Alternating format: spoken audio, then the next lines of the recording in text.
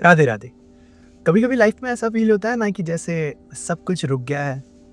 ना कोई दोस्त है, ना कोई सपोर्ट सिस्टम है। जीवन में अगर कुछ रह गया है तो वो है केवल साइलेंस।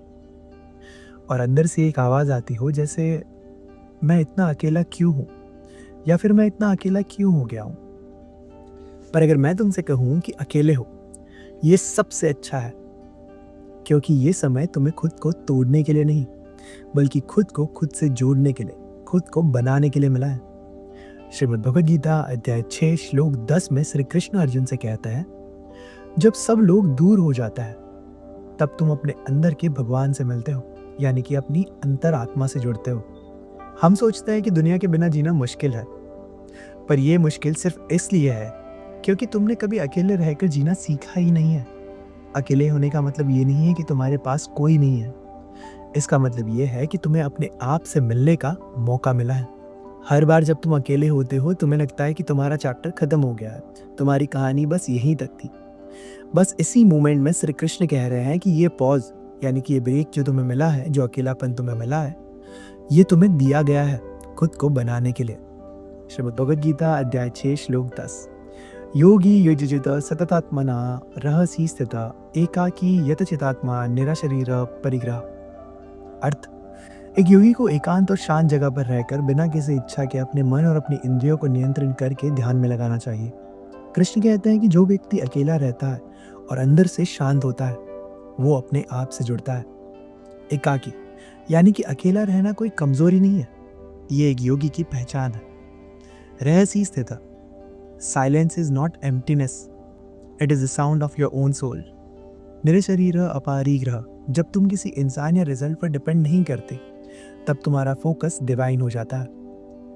कृष्ण ये नहीं कह रहे हैं कि दुनिया छोड़ो, वो कहते हैं कि दुनिया में रहो, पर उसमें उलझो मत।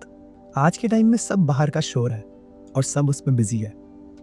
Reels, notifications, relationships, heartbreak, हर जगह एक ही शोर है। और इस शोर में तुम्हारी खुद की आवाज़ दब रही है, तुम्हारा इनर सेल्फ। पर कृष्ण कहते हैं रहस्य स्थित बनो, मतलब थोड़ा रुको, चुप हो जाओ। जो आवाज़ अंदर से आएगी वो तुम्हारे भाग्य का डायरेक्शन बता देगी। थोड़ा कॉम्प्लिकेटेड हो गया, राइट? चलो अब इसे एक संत के एग्जाम्पल से समझाता हूँ। एक बार एक संत से पूछा गया कि महाराज, आप इतने शांत कैसे रहते हो? वो मुस्कुराए और उन्होंने कहा, मैं सबसे ज़्यादा बोलता था और तब मैं अंदर से चुप था। साइलेंस ने उन्हें सुनना सिखाया और सुनने से वो समझना सीखे। जब तुम अकेले रहते हो तब भगवान तुमसे बात कर सकते हैं, बस तुम सुन पाओ, इतना शांत होना ज़रूरी है। चलो एक और एग्जाम्पल से समझाता हूँ। कुरुक्षेत्र में अर्जुन भी एक पल के लिए बहुत अकेले थे, सब उनके अगेंस्ट थे, और तब उसने अपने अंदर की आवाज़ को सुना, मैं ये युद्ध नहीं कर सकता। उस मोमेंट पर कृष्ण ने कहा, ये अकेलापन तुम्हारा अंत नहीं है, ये तुम्हारा रीबर्थ है अर्जुन। और उसी अकेलेपन ने अर्जुन को विजय बनाया, अनस्टॉपेबल। चलो एग्जाम्पल तो हो गया, श्लोक भी हो गया। अब इसके पीछे का ब्रेन साइंस समझता है। इस पर साइंस क्या कहती है? साइंस कहती है कि सॉलिट्यूड रिवायर्स योर ब्रेन। जब तुम एकांत में होते हो, तुम्हारा सबकॉन्शियस माइंड एक तरह से खुद को डिटॉक्स करता है। अकेले रहकर तुम अपने पास्ट को रिलीज करते हो, प्रेजेंट को समझते हो और फ्यूचर का प्लान बना पाते हो। सब कुछ एक साथ देख पाते हो, समझ पाते हो, सुन पाते हो। कृष्ण का रहस्य स्थित यही तो है, स्पिरिचुअल डिटॉक्स, यानी कि तुम अपने आज में रहो। Lesson turning your solitude into power. जब तुम्हें लगता है कि सब दूर चले गए तब एक्चुअली भगवान तुम्हारे करीब आ रहे हैं और तुम खुद से करीब हो रहे हो, तुम खुद से जुड़ भी रहे हो। चलो अब एक चीज़ बताता हूँ, ये ट्राई करके देखना। सुबह उठना और सिर्फ 5 मिनट के लिए बैठना बिना फ़ोन यूज़ करे। एक गहरी सांस लेना और किसी से कुछ भी मत कहना। तुम अपनी सांसों को ऑब्जर्व करोगे और धीरे धीरे तुम्हें अपने अंदर कुछ फील होगा, कुछ महसूस होगा। ये तुम्हारी अंतरात्मा है, ये तुम्हारी इनर एनर्जी है, जिसे तुम बहुत समय बाद देखोगे। और कृष्ण का भी यही मैसेज है, जो अपने आप से जुड़ गया वो सबसे जुड़ गया। थोड़ा कॉम्प्लिकेटेड हो गया, राइट?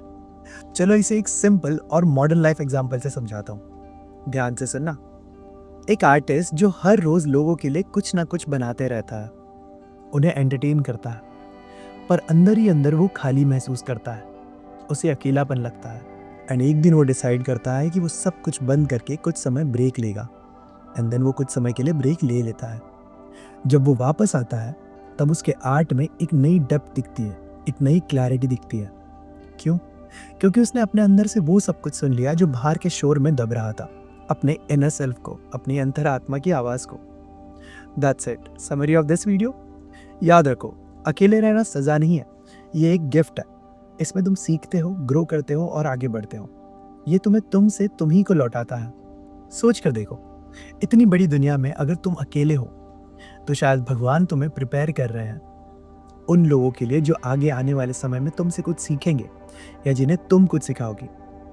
जब तुम अपने अंदर से कंप्लीट हो जाओगे तब दुनिया तुमसे जुड़ने लगेगी। सो बस आज के लिए इतना ही। अगर आज की इस वीडियो ने आपको इन डेप्थ टच किया हो या कुछ फील हुआ हो और ये वीडियो देखकर आपको अगर अच्छा लगा हो तो ये वीडियो उन लोगों के साथ ज़रूर शेयर करना जो अपने आप को अकेला फील कर रहा है। और हाँ, आपके लिए मेरा एक सवाल, क्या आपने कभी अकेलेपन में ग्रोथ फील की है?